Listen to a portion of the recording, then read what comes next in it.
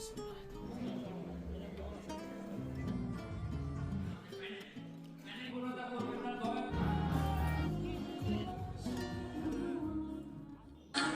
আলাইকুম রহমতুল্লাহি বারকাতু। সবাইকে সুস্বাগতম জানাচ্ছি আমার চ্যানেল রুমি স্পেশানেবল হাউসে। আমি ফারহানা ইয়াসমিন রুমি আপনাদের মাঝে আরেকটি নতুন ব্লগ নিয়ে এসেছি। আশা করি প্রতিদিনের ব্লগের মতো আজকের ব্লগটিও আপনাদের ভালো লাগবে। গত ব্লগে দেখেছেন আমার ছোট যেই শোকেসটা সেটা গুছিয়েছি। আজকে হচ্ছে ওই যে বড় যে শোকেসটা সেটাও একটু আমার রেহানা আমেনাকে সাথে নিয়ে ওইটাও গুছিয়ে নিচ্ছি। ওইটা শোকেসটা উপরে তো অনেক, তো আমি তো আর এত উপরে উঠতে পারি না, তো এর জন্য ওদের সহযোগিতা তো নিতেই হয়।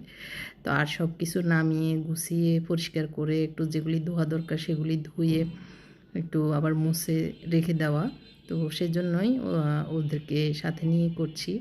আর যেগুলি অতিরিক্ত বাড়িতে নিয়ে যাওয়া যাবে, মানে এখানে না রাখলেও চলবে, সেগুলিও আবার বাছাই হচ্ছে। এই যে আমার হাতে যেই কুকারিজগুলি আছে সেগুলি বাড়িতে নিয়ে যাব। এগুলি পুরনো অনেক, তো এগুলি আগের ঐতিহ্য মানে বোঝায়, কিন্তু এখানে আর ইউজ করব না, ভাবলাম বাড়িতেই ভালো লাগবে। এগুলিকে আলাদা করে নিচ্ছি, আর তার সাথে সাথে যেগুলি আবার ফেলে দেওয়ার সেগুলি ফেলেও দিচ্ছি। ঘরের যে কোনো জায়গা একটু গুছিয়ে নিলে একদিকে পরিষ্কার পরিচ্ছন্ন হয়, আবার অন্যদিকে হচ্ছে চোখের শীতলতা বাড়ে, চোখে ভালো লাগে, সুন্দর লাগে। আর মানে ঘরটাও একদম হালকা পাতলা লাগে। তো এর জন্য কিছুদিন পর পর এই কাজগুলি করতে হয়। আমার অনেক যে কোকারিজ আছে তা না, তবে আমার থেকে যাদের কম আছে তাদের তুলনায় বেশি আছে, এটা আর কি। তো এমনিতে যে অনেক বেশি আসলে দামি দামি জিনিস আছে তা না, এই মানে হযবরল জিনিস আর কি যেটাকে বলে। তো এখানে আমি গুনে দেখছি কোনোটার বাটি একটা নেই, কোনোটার 2টা নেই। তো ওগুলি বলতেছি ওদিকে যদি থাকে এদিকে একবারে দিয়ে দিতে। তো যাই হোক একটা ঝুড়িতে রেখে দিচ্ছি এগুলি। এমনি যদি রাখি আবার নিতে গেলে অসুবিধা, এমনি ঝুড়ি টান দিয়ে নিয়ে আবার রেখে দেওয়া যাবে এই জন্য। আর এই তো একটু একটু করে এভাবে গুছিয়ে শেষ করছি। আজকে বেশি রান্না করব না, রান্নাবান্না খুবই স্বল্প আকারে করব, এর জন্য এই কাজটা, বড় কাজটা ধরেছি। আর হচ্ছে আমি এই ভিডিওটি আসলে একদিনের না, কয়েকদিনের একটু একটু করে করে করা হয়েছে, সেটাকে জোড়াতালে দিয়ে আপনাদের সামনে তুলে ধরেছি। তো এই তো শোকেসটা এভাবে গুছানো হয়েছে আর কি। এখন যে গ্লাসটা দেখতে পাচ্ছেন শোকেসের, ওই গ্লাসে আমার কাছে কেন যেন একটু ভালো লাগছে না, আর একটু ব্যতিক্রম কিছু করব, মানে শোকেসের লুকটা আর কি। তো সেটা মাঝখানের ভিডিও দেখতে পাবেন। এখন হচ্ছে মাছের টুকরোগুলো একটা দইয়ের পাতিল, এটাতে আজকে রান্না করব, দেখি কেমন হয়। রসুন, পেঁয়াজ, টমেটো এগুলি তো মাছে দিতে হয়, মাস্ট বি, তো ওগুলি আগে দিয়ে দিচ্ছি। সব কিছু একসাথে মেখে একটু বসিয়ে দিব। বড় মাছ শুধু ভাজি করলে যে ভালো লাগে তা না, এভাবে একটু মাখা মাখা ঝোলেও অনেক ভালো লাগে। লবণ, মরিচ এগুলি ঢুকে তো খেতে ভালোই লাগে। হলুদ, মরিচ আর লবণ এগুলি পরিমাণ মতো থাকলেই হয়, তবে মাছে একটু ঝালটা বেশি হলে ভালোই লাগে। সব কিছুকে একসাথে ভালো করে মেখে নিচ্ছি। মাছের সাথে একটু হলুদ মরিচগুলিকে ভালো করে লাগিয়ে দিচ্ছি, যাতে হলুদ মরিচের ইয়েটা ভালো করে ঢুকে আর কি। তো এইভাবে আমি ম্যারিনেট করে ঢাকনা দিয়ে 10 মিনিটের মতো রেখে দিব। একটু হাত ধোয়া পানি দিয়ে দিচ্ছি কষানোর জন্য আর কি। আর দিয়ে দিব এখানে সয়াবিন তেল আর সরিষার তেল। আর একটু মূলা রান্না করব সবজি হিসাবে, ডাল ভাত হয়ে গেছে অলরেডি। এভাবে ঢাকনা দিয়ে রেখেছি, অনেকক্ষণ রেখে দেওয়ার পরে এখন রান্না বসিয়ে দিচ্ছি। মিডিয়াম আগুনে রান্নাটা করে নিচ্ছি। অনেক বেশি গরম, আর আমার বাসা তো টপ ফ্লোর, যার কারণে গরমের কোনো তুলনা নাই আমার বাসায়।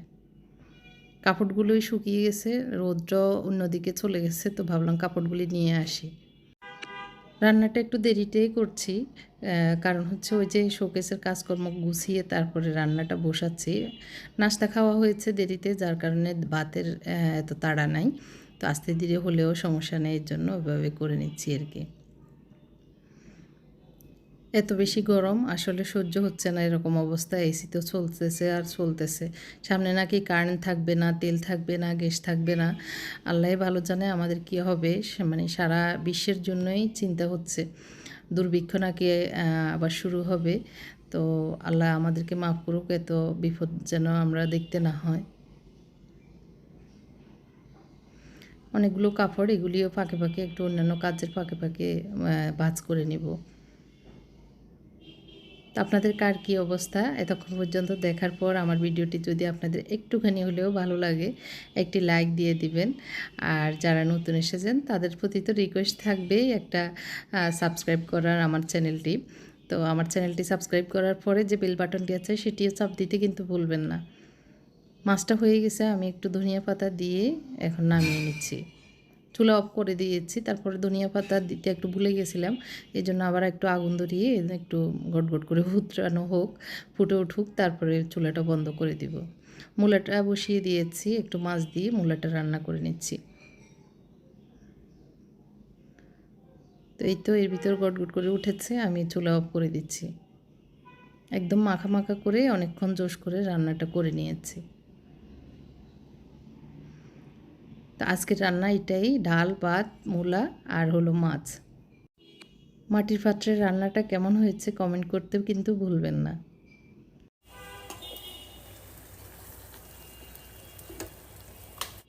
রান্না শেষ করে নিয়েছি, খাবার তো খাবো, কিন্তু ওই যে বললাম না, শোকেসটা আমার কেন যেন একটু ভালো লাগছে না। একটু আমার জিনিসগুলিও একটু হিজিবিজি জিনিস, তো ভাবলাম যে একটু সামনে, দরজার সামনে আর কি পর্দা দিয়ে দিই। দুইটা কালার নিয়েছি চেকের, তো সবুজ দিব না লাল দিব বুঝতেছি না। পরে ডিসাইড করলাম না, লালটাই দিই, ভালো লাগবে লালটা দিয়ে।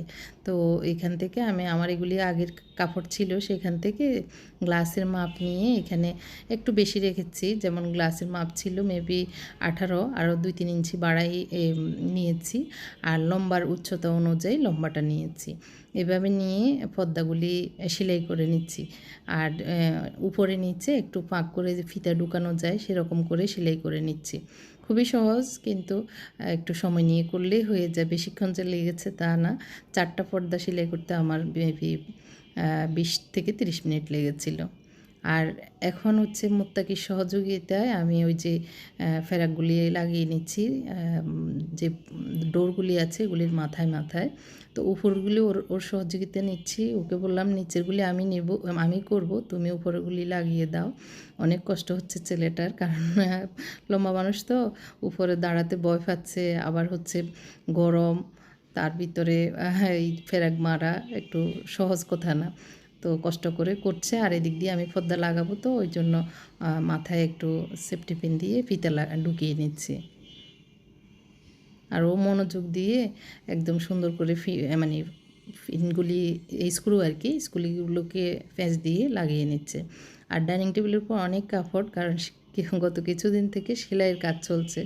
মনে হচ্ছে একটা প্রজেক্ট শুরু করেছে সেলাইয়ের। যখন সেলাইয়ের কাজ ধরি না, তখন একটার পর একটা করতে ইচ্ছে করে। আবার যখন একবার বন্ধ হয়ে যায় তখন আর করতে ইচ্ছে করে না। তো ওর সহযোগিতায় উপরের দিকে করে মানে ফিন আপ করে নিয়েছি, ফিন লাগিয়ে নিয়েছি। নিচের দিকে তো আমার দায়িত্বে, সেগুলি এখন আমি করে নিচ্ছি। সাইজ মতো পর্দাগুলি হওয়ার পরেই এভাবে একটু ভালো করে টাইট করে বেঁধে নিচ্ছি আর কি। ছোটো ছোটো ফেরাক দিলেও হয়। তো এইভাবে লাগছে আর কি সবগুলি পর্দা দেওয়ার পরে। এখন আমি মাঝখানের গুলিতে একটু ইয়ে করব, ফিতা দিয়ে বেঁধে দিব মাঝখানে আর কি, মাঝখানের যে 2টা বড় সেগুলি।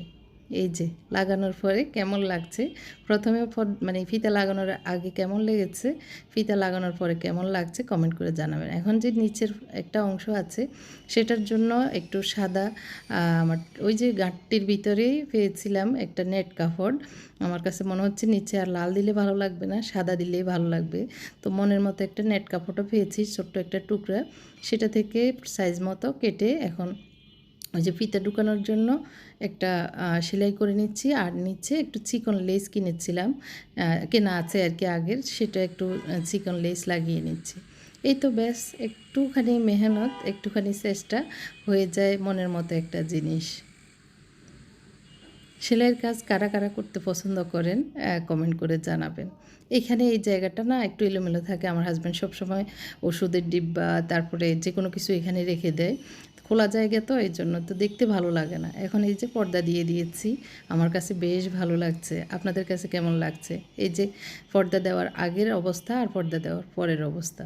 কোনটা বেশি ভালো ছিল কমেন্ট করে জানাতে কিন্তু ভুলবেন না। এই যে এদিক থেকে এমন লাগছে আর এখন এইভাবে লাগছে।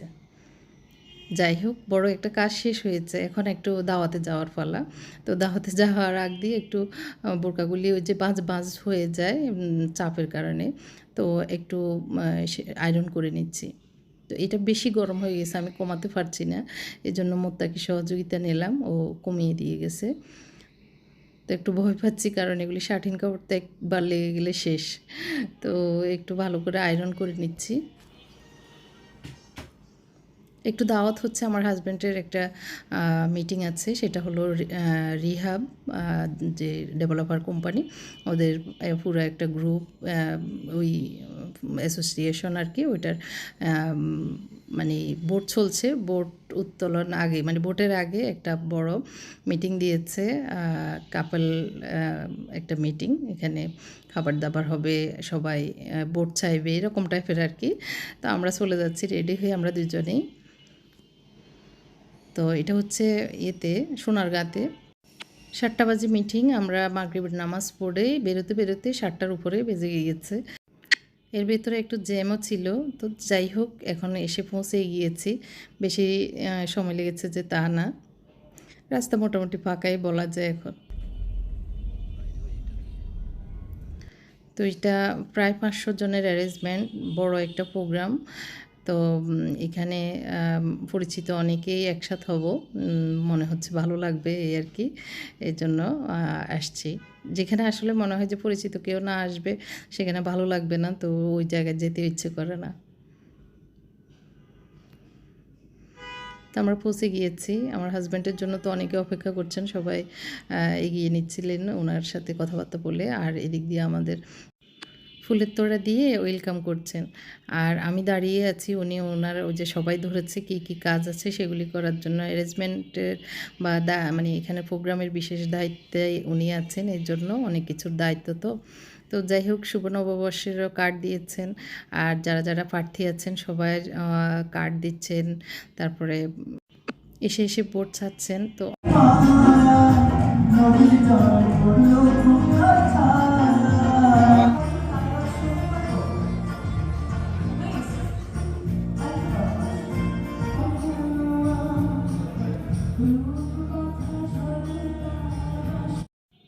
আমার হাজব্যান্ড তো আমাকে বসিয়ে দিয়েই ব্যস্ত, ওনার ওই যে সবার সাথে সব কিছু ম্যানেজমেন্টের কীভাবে হচ্ছে না হচ্ছে এগুলি তদারকি করা।